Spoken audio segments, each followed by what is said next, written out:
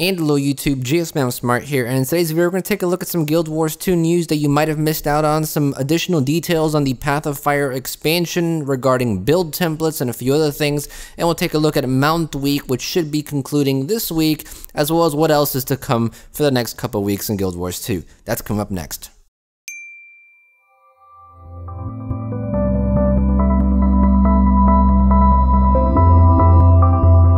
What's up guys, GSmaniamsmart here. Thanks for stopping by for another of my videos, really appreciate it. And if you haven't subscribed to the channel yet, I encourage you to subscribe. Plenty of other Guild Wars 2 news videos, Guild Wars 2 guides, all kinds of cool Guild Wars 2 related videos. So if you're interested in that, go and hit that subscribe button, as well as that post notification bell, so you can stay up to date with all the most recent videos. So I'm back with another video, haven't made one in about a week. It's been pretty crazy in life just in general, and there actually hasn't been much going on in Guild Wars 2. Arena has been very active on Twitch and on YouTube, and has been releasing a lot of really cool behind the scenes videos. They've also done several celebrations for the 5th anniversary, and we'll get a little more in detail into that as the video progresses. But as for me, my semester for university in fall just started, so I've been trying to manage school and work and YouTube, and I found a way to make a video or two every week, so hopefully that's satisfying for you guys. In the background today, you might see me testing out some Orichalcum ore routes. We do have a video on how to farm for ancient wood, and if you want to check that out, I have a card on screen right now. I'm planning to make a video on how to farm for Orichalcum ore as well, because that was requested, so you might see that test footage in the background. I'm trying to figure out which routes are the best ones. So that's what I've been going through. As for Guild Wars 2, we did get some pretty cool information regarding Path of Fire. We have one really awesome clip that I'll share with you later on in the video, which I think is going to blow your mind away. But overall, there's been a lot of contests going on in the community that ArenaNet has been hosting. In the community as well.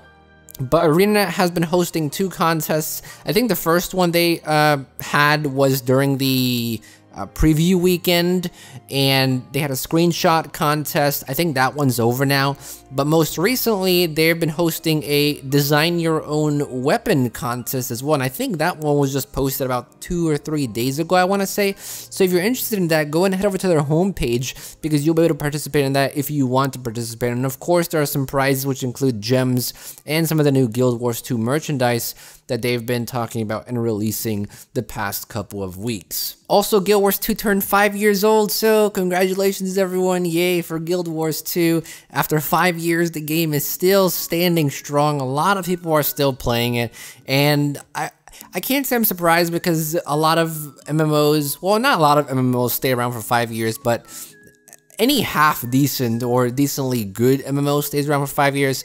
I think an even bigger accomplishment and milestone will be like 7-10 years, because only the really good ones stay around for that long. So I'm hoping we can get to 10 years as well. That would be a really cool accomplishment. And they like I said earlier in the video, they've been doing live streams for this. You can catch the Twitch live stream that's recorded, or you can go on their YouTube channel. They have the whole 2.5-hour live stream of the 5th anniversary celebration. There's nothing crazy that you'll miss in there. They show a few behind the scenes clips regarding some of the music, regarding some of just the team members on ArenaNet. It's a fun watch. It has some cool Easter eggs, has some cool behind the scenes stuff, but there's nothing really, super new information that you didn't know before about Path of Fire that they're releasing in here. So it's not a must watch, but if you have nothing to do, if you're looking for a fun watch that you can relate to, or that you'll enjoy, then I recommend watching the 5-year anniversary live stream. That was pretty fun. With that, players have also gotten their 5th birthday gift in the mail for the Guild Wars 2 characters as well. Basically, if you've created your character 5 years ago, every year your character turns another year, you get a birthday gift for your character. And as for the 5-year birthday gifts, people have been pretty satisfied with what they got. You get a new Relentless title, you get an Exuberant die kit, which has some pretty cool and expensive dies in it, and you also get a Anniversary backpack and weapon combo pack. So those are the highlights among those. You also get some type of mini and some experience scrolls, I think, but those are the main highlights there. People have been saying that this is a better reward than last year, so it looks like every year we're getting better rewards. I haven't claimed mine yet though, so I can't tell you if it was worth or not, but hey, Relentless title looks pretty freaking cool. ArenaNet is also showing up today, September 1st at PAX West. So if you happen to be there, then you might get some information. I don't exactly know what they're doing at PAX West. I don't think they're going to be revealing anything about Path of Fire. They might have like a little booth for it. On their homepage, they did say that they're having some type of 5th anniversary party there. And they might have some behind the scenes stuff there, but I don't think there's going to be anything what we expected. I would have thought that they'll release a bunch of information about Path of Fire, but seeing as they've released a lot already, I don't think there's going to be anything new on that.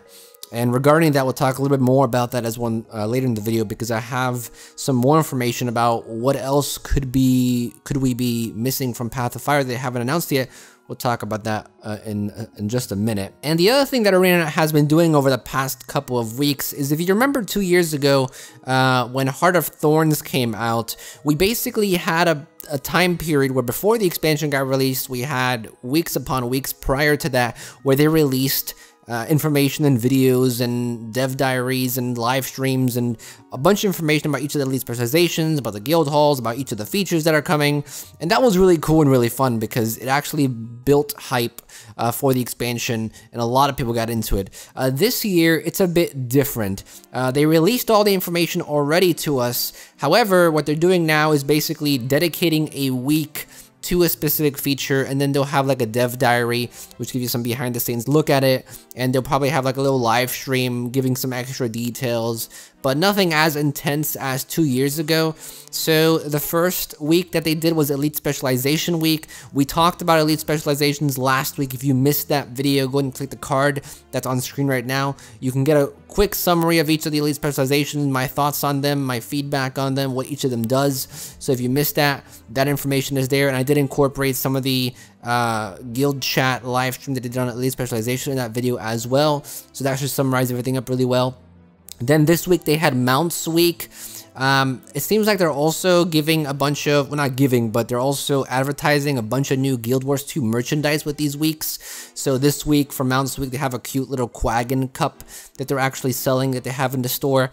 Next week is going to be the Crystal Desert and Story Week, and I imagine we only have, after next week, we only have like 2 weeks left, I think, or maybe a week and a half left. So they might have the Crystal Desert and Story Week, and then they might have one more week, and that'll be it. Then the expansion will be here. It's crazy how soon we are to gain this expansion. It's really mind-blowing. And with that said, if you haven't made your pre-purchase yet, or your pre-order, if you're sure that you're going to buy it, then you may as well buy it now, because you do get some bonuses for pre-ordering. I think you get like a character slot. I think you... I forget exactly what you get, but you do get some bonuses. So if you know you're gonna buy it, then you may as well buy it now, because you'll get some bonuses. Also, if you want to support the channel, I have a link in the description where if you use that link to pre-order, I'll get some of those sales in a percentage as well. So that would be supporting the channel, especially if you're someone who doesn't want to support through Patreon. And if you do want to support the channel, you can use the link in the description, and that would be very much appreciated as always. There's also been, like I said earlier, a lot of behind the scenes videos on sound and how they record different voices or different creature sounds. So if you want to check that out, it's on their YouTube channel. I would have liked to see a bit more behind the scenes on some of the modeling or animation or game design or even editing of the trailers or whatnot. But it seems like they're focusing a lot more on sound, and I'm willing to see a lot more. I would love to see how some of the creation of the game actually works, and they can make some behind the scenes video on that. That would be really interesting. And that pretty much summarizes everything that's going on around Guild Wars 2 for the past 2 weeks or so. Now, before we get a little more details on the mounts, and there's not a lot of extra details about mounts, but there is some interesting stuff, especially some additional details on how the masteries work and how some of the mounts can be upgraded. I do want to reveal some information that got released from the Black Lion Daily Herald. This is a Facebook page, and I actually saw this post on Reddit. One of the representatives of that little group was in Cologne, Germany, and there was a community meet and greet, and someone was actually nice enough to ask some questions, get some answers from the developers, and then post those responses on their Facebook page. So I'm just going to give you some of the major answers that I found interesting here to keep you in the loop and to get you as much information as there is. The first one, build templates. Now, a lot of us have been wanting build templates. The amounts of memes that are on Reddit, the amounts of topics that have been created on the forums, the amount of talk that has been going around about build templates is pretty huge. And I don't know why there's so much discussion around it. I don't know because I mentioned it in my video. I don't know if other creators mentioned it in their videos. I haven't gotten much time to look at other creators' videos, but it looks like build templates is something huge. And the question was asked, will there be build templates at the launch of Path of Fire? And sadly, this is actually really disappointing, there will not be any build templates, which is mind-blowing to me, because if you have so many specializations, if you have so many classes now, if you have so many combinations, then why would you not create build templates? This is essential. This is what's needed. This is what encourages people to experiment. This is what encourages people to play different specializations, to play different ways, to play different combos. It would only make sense to me. You know, if you're gonna put a lot of things into the game regarding, you know, versatility, variety, then you have to offer something that allows a person to manage it and to get organized with it. Otherwise, it just looks really messy and it can get kind of annoying. And you might want people to experiment with it, but people might not want to bother to experiment with it because they can't really save it and they gotta keep on switching and swapping out. So, really questionable as to why they didn't implement build templates. Maybe it's hard to do. I have no idea. However, the good news is that they did say that it is on the table and they might be releasing it in a future patch after Path of Fire, but there's been no timeline of it. It's just mentioned that it's on the table and they're finding a way to work on it, I guess. No idea when it'll be in the game, so that was really disappointing. The other thing that was also really surprising to me, which I didn't expect coming, was that all the features for the expansion have already been revealed and there won't be anything else that is new. Which is really surprising to me, because I would have figured that maybe they would have held, you know, a couple things in and allowed people to be surprised with a few things. But no, everything that we've been told about the expansion, that's it. There aren't going to be any Generation 2 or Generation 3. Well, Generation 2 weapons are being created for Legendary, but there aren't going to be any Generation 3 Legendary weapons. There aren't going to be any raids that we know of currently that are going to be mixed in with Path of Fire. Otherwise, I'm pretty sure they would have mentioned it. I think raids are now going to be added into the game through Living World patches or through patches that are separate from the expansion. I don't know how that's going to work. If you have Heart of Thorns, will you be able to go into raids that are connected to Path of Fire? So I have no idea how that's going to work. So if you're thinking there might be something else coming to the expansion, then there isn't anything else coming to the expansion. All the features that they've announced, that's it. All the systems that they've announced, that's it. The only thing that we don't know, and the only thing that you'll be surprised with, I guess, is with the amount of content and with the different maps that are coming to the game. But as far as systems and features and classes and specializations and races and all the other stuff, everything that we've been given so far is everything that's going to be in the expansion, which is fine with me. I think the expansion has a lot in it, especially for the lower price tag, so I'm happy with it. I just would have, if I was in charge of this, I would have kept, you know, one or two things in secrecy until the expansion releases, because it allows people to be excited about something that they didn't expect was coming. So that's the information on that. A question was also asked whether ArenaNet's ever considered adding a new race into Path of Fire or into future expansions, and Mike O'Brien did say that it's not impossible to add races, but it's very unlikely that they're ever going to add a new race, mainly just because it takes a lot of resources, takes a lot of time, and a lot of those resources and time can be put into better stuff, such as adding more content that's relevant to all players and not just new players. And this is something I have been saying so many times in a lot of my videos. A lot of people always ask me, do you think Tengu is going to be a new race? Do you think there's going to be any new races? And my answer always is, well, they could do it, but are they going to do it? Probably not, because it takes too much time, it takes too many resources, and you have to look at so many things across the game. You have to figure all that out, you know, whether they're gonna, how they tie into the personal story, if they're gonna have their own capital city, how they'll interact with the elite specializations, whether they'll have some race traits or race skills. There's a lot of things to take into consideration when making a new race. And here from Mike O'Brien, you can basically see that it's not impossible to put a race into the game, but they're probably never going to put another race into the game. So what they are going to do though, and what we've seen them do, is create new transformation tonics where you can stay as a specific race through combat and throughout combat. We saw them do that with the Bitterfrost Frontier release and the Lake Dork release, where you could actually turn into some of the other races through a tonic. So we'll get more of those style of tonics. Even the miniature tonic where you turn into a mini, that one is kind of like, it's not a new race, but it's basically a fun little tonic. So I think they're going to release more tonics that transform you into a different race and that maybe transform your character in a weird way. But I don't think they're ever going to release a new race where your entire character gets transformed and everything gets affected. I think that's very unlikely, just like Mike said. Another interesting question that was asked was about Queen Jubilee and the Dragon Bash events. Now, these are two events that were released early on in the game's lifetime, and since then, we've never, ever seen them again. For the past, I want to say, I don't know, for the past 3 years, we haven't seen those two events ever come back. And we did get an answer finding out why those events aren't coming back for the time being. It's mainly because they need a lot of updating. You know how Super Adventure Box needed a lot of updating? Well, the same with the Queen's Jubilee event and the same with the Dragon Bash event. Both of those events require a lot of updating. And with the new Elite Specializations coming in, they might need to do rebalancing of some of the bosses in the Gauntlet. They might need to look at a lot of different things that make up this event so that some of the things aren't too easy to get. So a lot of balance is required, a lot of reworking is required, and a lot of updating is required. Now, they did say they want to bring those two events back into the game. So the good news is that we'll eventually be able to play these two events again. There's no timeline again, but they're trying to get it back into the game. They're trying to let us experience it again. So if you haven't experienced those two events, don't worry, they'll be coming back. We just don't know exactly when. Another interesting piece of information was that with only about 3 or 4 weeks, basically 3 weeks left of the expansion releases, the question was asked whether we'll be expecting anything in the meantime. And they did say we should be expecting new current events and side stories.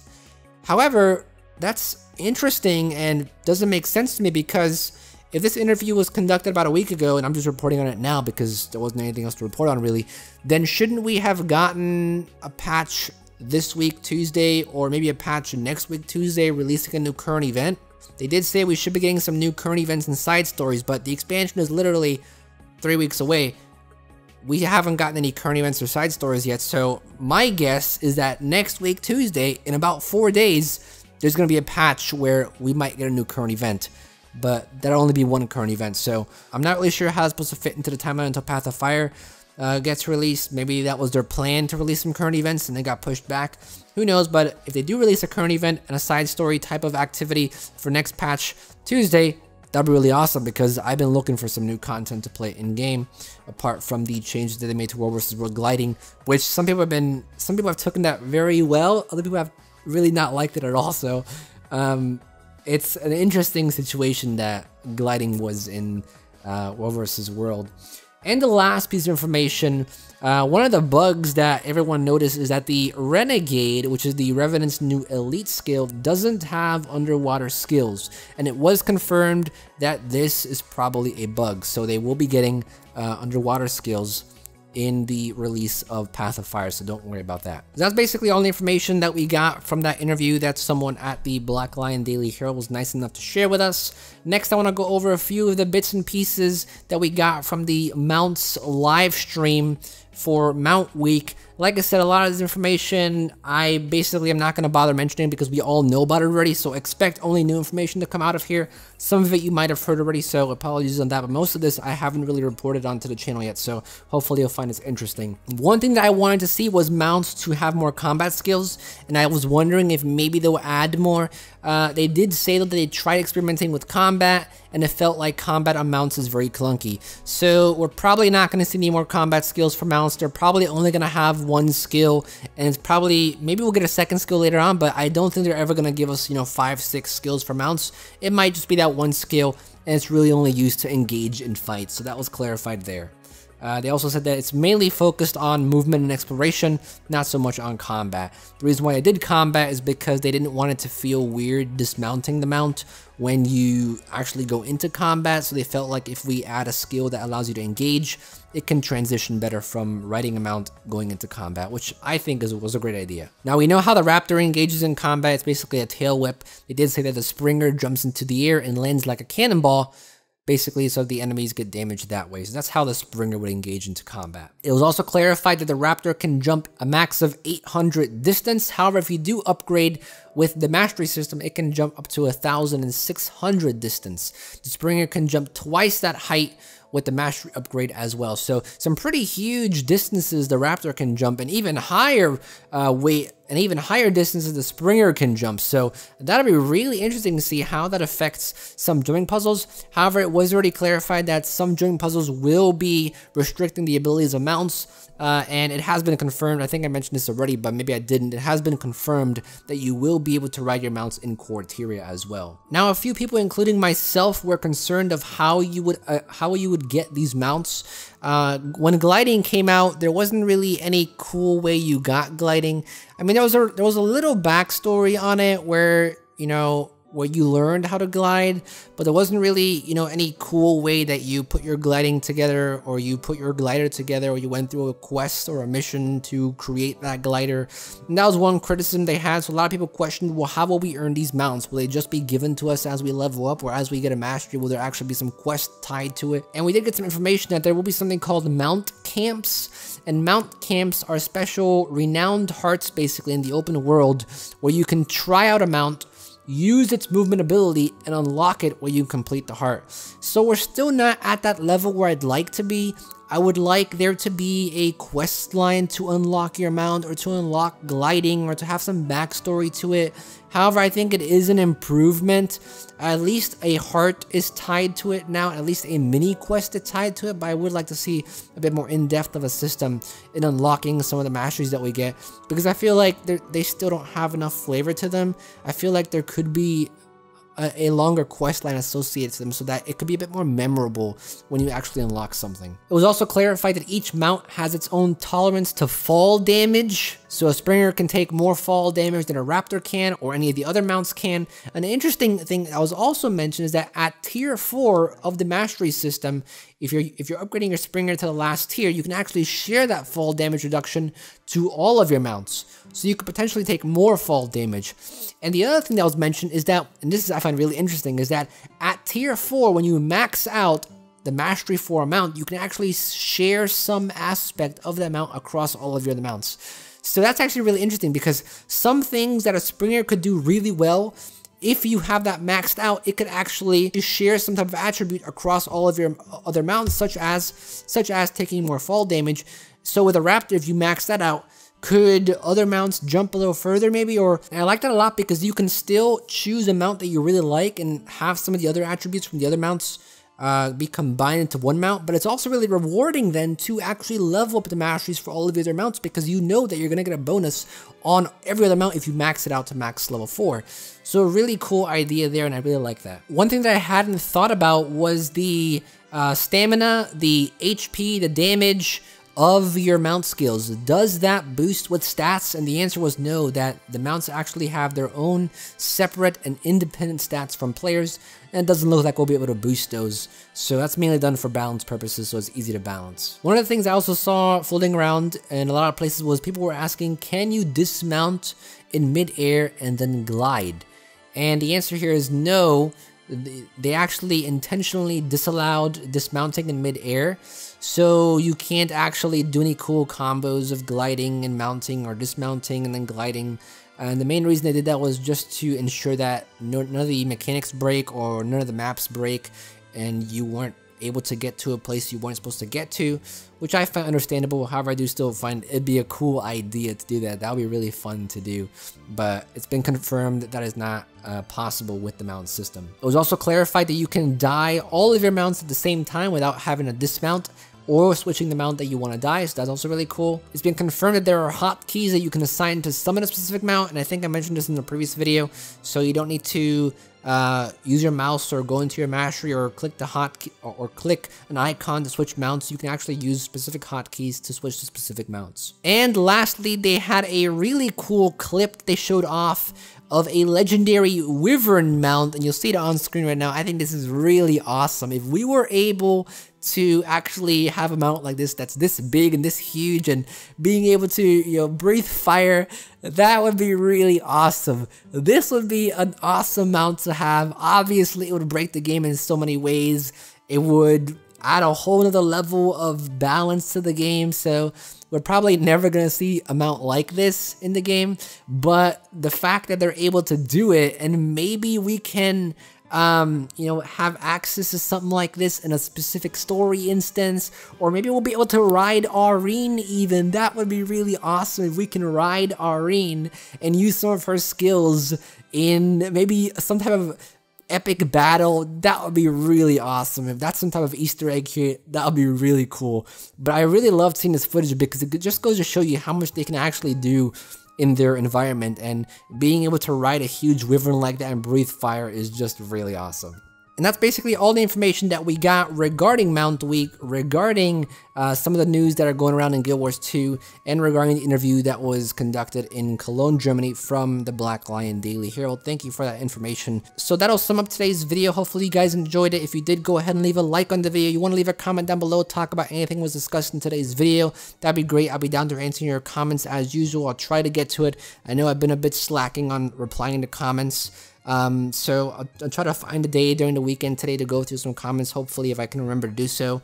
So leave a comment down below if you want to do so. If you haven't subscribed to the channel yet, go and subscribe. We'd love to have you part of the channel. We're getting close to 10,000 subscribers, so really excited for that. And like I said earlier in the video, if you want to pre-purchase and pre-order Path of Fire, you can use my affiliate link in the description. It would really help out, but you never have to do that. You can always just wait for the game to come out, wait for the reviews, and then you can decide then. I'm going to be pre-ordering mine very soon because I do get a bunch of gems that I'm planning to give all away in a giveaway coming very soon. So hopefully that turns out really well. And if you want to check out a recent video, click the annotation here. You want to check out a similar video to this one, click the annotation here.